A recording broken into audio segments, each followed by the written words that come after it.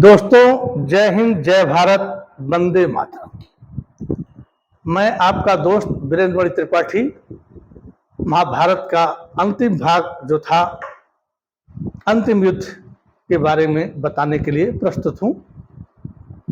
18वें दिन राजा सल सेनापति बनते हैं कौरव की तरफ से और वह युद्ध में मारे जाते हैं। जब सेनापति मार दिया जाता है तो वहीं पर लड़ाई रुक जाती है, सैनिक भागने लगते हैं। सैनिक भागने लगे और दुर्योधन भी युद्ध का मैदान छोड़ करके चला गया। अब कौरव सेना बिना सैनिक के हैं। कौरव में 3 लोग बचे थे। अब एक अश्वत्थामा, कृतवर्मा और कुलगुरु कृपाचार्य, ये तीनों महान शक्तिशाली थे। महान संग्राम विजेता कृपाचार्य, अजर अमर अश्वत्थामा, ऐसे को कौन मार सकता था। लेकिन नियत ही ऐसी थी कि होनी कुछ और, कर्म कुछ और। पांडवों ने देखा कि युद्ध भूमि में कोई सेनापति नहीं है, वहीं पर रुक गए। यहां इन 3 वीरों ने विचार किया कि बिना सेनापति के सेना कैसे लड़ेगी, तो हमारे राजा कहाँ चले गए कुछ पता नहीं है। कहीं ऐसा न हो कि पांडव की सेना हमारे शिविरों में आ जाए और हम कायरों की भांति शिविर में छुपे रहें। कृपाचार्य कहते हैं नहीं, युधिष्ठिर जो सबसे बड़े हैं वह अपनी सेना को लेकर के वहीं रहेंगे, पर शिविर में घुस करके वो मारकाट नहीं कर सकते। फिर कहते हैं कि हमारे राजा कहाँ चले गए। ये तीनों उधर पांडव विचार करते हैं कि दुर्योधन कहाँ गया। तो कहते हैं कि पता करो, गुप्तचर भेजो कि दुर्योधन कहाँ पर छुपा है। गुप्तचर जाते हैं और एक भील आदमी हो बताता है कि दुर्योधन जी इस तालाब के पास आए थे और तालाब के अंदर चले गए थे। बस इतना मैं बता सकता हूँ। वो भील को पढ़कर लाए थे, भील ने बता दिया। अब दोस्तों, जैसे ही भील बताता है तो युधिष्ठिर कहते हैं कि क्या भ्राताश्री ने आत्महत्या कर ली। तो मधुसूदन कृष्ण जी कहते हैं नहीं, आत्महत्या नहीं किया, चलो उसको ढूंढते हैं। फिर यह लोग उस भील को लेकर के आगे आगे चलते हैं और जाते हैं। भील बताता है कि इसी तालाब में मैं उनको जाते हुए देखा था, लेकिन आत्महत्या जैसा मूड जो है उनका जो है मुझे नहीं दिखाई दिया। दोस्तों, उसके बाद ये लोग विचार विमर्श करते हैं तो कृष्ण कहते हैं कि वह मायावी है, वह जल के अंदर बैठ सकता है, अब बहुत देर तक जो है अपने सांसों को कर सकता है। और आप लोग यूपी के नहीं हैं, बहुत लोग यूपी के हैं, और जल के अंदर योग करना भी है, खेचरी विद्या होती है, जो हमारे देवरिया जिला के आसपास के लोग सुन रहे होंगे। मैल स्थान था, वहां देवरावा बाबा इस विद्या में निपुण थे और जल मार्ग से ही जाते थे। और जो बाहर के लोग सुन रहे हैं वह जान लीजिए खेचरी विद्या है। और आपको डाउट है तो यूट्यूब पर देवरावा बाबा के विद्या के बारे में आप देख सकते हैं कि मैं गलत बोल रहा हूं कि सही बोल रहा हूं। उस विद्या का उपयोग करते हुए यह जल में बैठ छुप गया है और जल का जो हलचल होता है ना उसको रोक दिया है, उसको जाम कर दिया है। तो युधिष्ठिर बोलते हैं, हे दुर्योधन, तुमने जल को शांत कर दिया है, हम इसको तोड़ना जानते हैं। शांत करने मतलब पूरे पानी को जमा देना, पत्थर की तरफ बना देना, उसको कवच बना देना। और तुम अंत समय में आकर यहां छुपे बैठे हो और निर्णायक युद्ध में तुम छुप गए हो। बहुत सी कुछ ललकारने वाली बातें बोलते हैं। दुर्योधन सुनता है और वहीं से जो है अपनी विद्या को हटाता है और जल में से प्रकट हो जाता है। बोला, हे ज्येष्ठ भ्राताश्री, एक चीज और ध्यान रखना दोस्तों, युद्ध कितना भी बड़ा चला, कुछ गलत बहुत काम हुए, लेकिन यह भाइयों को ज्येष्ठ भ्राताश्री ही कहते थे, तुम तड़ाका की बात नहीं करते थे। इनके जवान में जो है बात करने की इज्जत थी। 99 भाई मर गए, फिर भी इनके जवान बहुत चलती थी, अच्छी थी, रिस्पेक्टफुल, आदर्शसूचक थी। फिर वो आता है और कहता है कि मैं छुपा नहीं हूं, मैं युद्ध से थक कर विश्राम के लिए आ गया था, थोड़ा विश्राम कर रहा हूं। बोलो क्या चाहते हो। तो युधिष्ठिर कहते हैं कि तुम हार मान लो और मुझसे राज्य मांग लो, क्योंकि बड़े भाई से मांगने में कोई शर्म नहीं होती है, अधिकार होता है, मैं तुमको राज्य दे दूंगा। कहता है मैं राज्य लेकर भी क्या करूंगा भ्राताश्री, मैं राज्य लेकर भी क्या करूंगा भ्राताश्री, मेरे 99 भाई तो मर चुके हैं, मेरे गुरु द्रोणाचार्य मर चुके हैं, मेरे पितामह मर चुके हैं, मेरी बहुत सी सैनिक मर चुके हैं, तो मैं हस्तिनापुर का राज्य नहीं लूंगा। जाओ तुम हस्तिनापुर का राज्य ले लो, अब मुझे हस्तिनापुर के राज्य की कोई आवश्यकता नहीं है। अब देखिए कैसे कैसे लोग बात बोलते हैं। फिर कहते हैं युधिष्ठिर कि हे दुर्योधन, इस झगड़े का अंत कर दो, इस लड़ाई का अंत कर दो, निर्णायक युद्ध कर दो। कहते हैं कि क्या प्रकृति का खेला है कि युद्ध कहां हुआ और निर्णय इस तालाब के किनारे होगा, क्यों वही एक आदमी बचा था, बाकी सारे मर गए थे और 3 लोग इधर बचे थे, अश्वत्थामा, कृतवर्मा और कृपाचार्य। तो कहते तुम जो सी लड़ाई लड़ लो, तो कहता मैं गदा युद्ध लड़ूंगा। तो कहते हैं भीम से मैं गदा युद्ध लड़ूंगा। कृष्ण कहते हैं आप खोई हुई बाजी, आई हुई बाजी को आप हारने के लिए तैयार हो। आप जानते हो दुर्योधन से गदा युद्ध में कोई नहीं जीत सकता, भीम भी नहीं जीत सकते, और गदा युद्ध उसने कह दिया और आपने गदा युद्ध मान लिया। इसी तरह से भोलेनाथ आशीर्वाद सबको दे देते हैं, जो मांगता है वो दिल में दे देते हैं। भस्मासुर कहता है मैं जहां हाथ रखूं वो जगह में आग लग जाए, मतलब भस्म हो जाए, जल जाए। और जब शंकर भगवान के ऊपर रखा जाए तो भागते हैं। तो कृष्ण जी कहते हैं, मधुसूदन कहते हैं कि भोलेनाथ तो कौन कौन सा आशीर्वाद देते हैं, पर वह नहीं जानते हैं कि उसकी काट करने के लिए मुझे कौन कौन से रूप धारण करने पड़ते हैं। बात सही है। तो कहते हैं मैंने जबान तो दे दिया। तो उनमें होता है कि हे दुर्योधन, तुम अपना कवच पहन लो। तो कहता है कि मुझे कवच की जरूरत नहीं है, यदि आप कहते ही हैं तो मेरे कवच मेरे शिविर से मंगा दीजिए।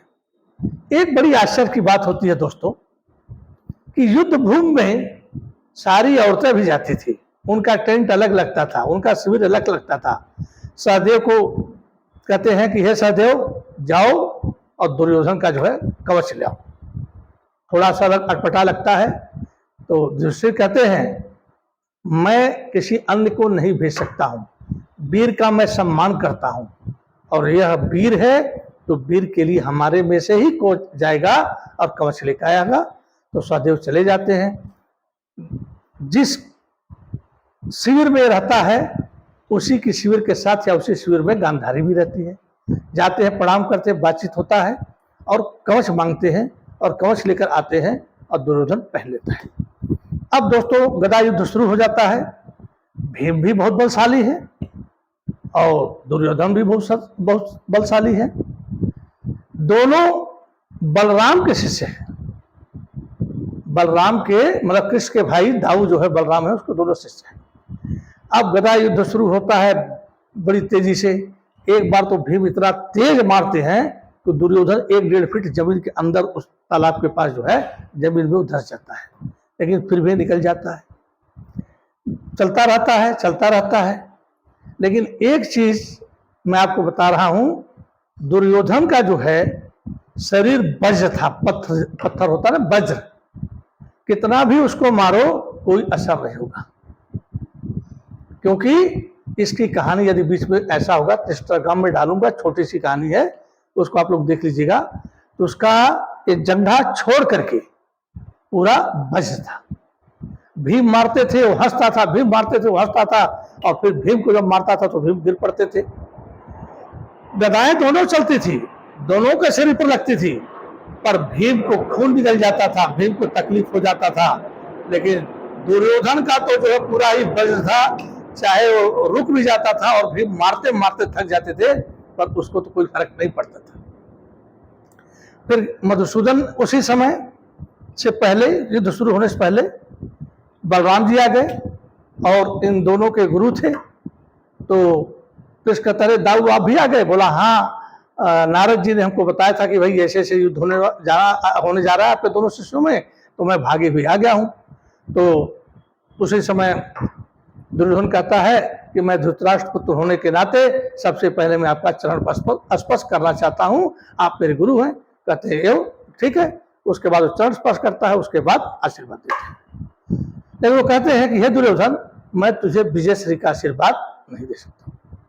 तो दुर्योधन भाई घमंडी था, बहुत तगड़ा था, आप लोगों ने सुना होगा, पढ़ा होगा, महाभारत में देखा होगा। कहता है कि मुझे युद्ध में विजयश्री का आशीर्वाद चाहिए ही नहीं। कहते हैं ओवर कॉन्फिडेंस। 99 भाई मरने के बाद, 99 ब्रदर्स के मरने के बाद, तब भी उसको ओवर कॉन्फिडेंस है। कहता मैं नारायणी सेना से भी ज्यादा ताकतवर हूं। जो 11 अक्षौड़ी नारायणी सेना इसने लिया था मधुसूदन से, कहता है वह मेरे सामने कुछ नहीं है। तो देखो दोस्तों, हमारे भारत में कैसे कैसे योद्धा होते थे और आज कैसे है। तो उसके बाद वही जो युद्ध शुरू होता है, भीम भी आशीर्वाद नहीं लेते हैं। अब कृष्ण देखते हैं कि अब तो बाजी पलटनी पड़ेगी और नहीं तो भीम की मौत निश्चित है। तो कहते हैं कि अर्जुन से कि अरे ऐसा करो, युधिष्ठिर से कि भैया को, भीम भैया को याद दिलाओ, उनका जो जब चीरहरण हो रहा था तो उन्होंने प्रतिज्ञा किया था। तो अर्जुन कहते हैं मुझे तो याद नहीं है। कहता रे क्या कहा था कि मैं क्या तोड़ूंगा? उनका तो जंघा तोड़ने के लिए कहते, लेकिन युद्ध में कमर के नीचे प्रहार करना तो वर्जित है। तो कृष्ण कहते तब युद्ध देखो, जब तुम वर्जित वाली जगह पर चलोगे तो युद्ध देखो और परिणाम भी देख लेना भी। फिर उसके बाद युधिष्ठिर भी नहीं करना चाहते हैं, बलराम बगल में खड़े हैं। अब कृष्ण जी अपना कृष्ण नीति लगाते हैं, भाई चक्रधारी हैं, पूरे महाभारत के मतलब संचालक एक प्रकार से वही कर रहे हैं। एक जगह वो भी आता है, युद्ध कौन लड़ा वो भी आप वीडियो में डालूंगा। तो कोई प्रतिज्ञा याद दिलाना नहीं चाहता है। तब जो है ये कहते हैं कि अरे भैया, अरे बड़े भैया, ऐसे ऐसे जांग पर ठोकते, अरे बड़े भैया। तो भीम एक बार देखते हैं तो कहते पता नहीं क्या ये जांग बजा रहा है।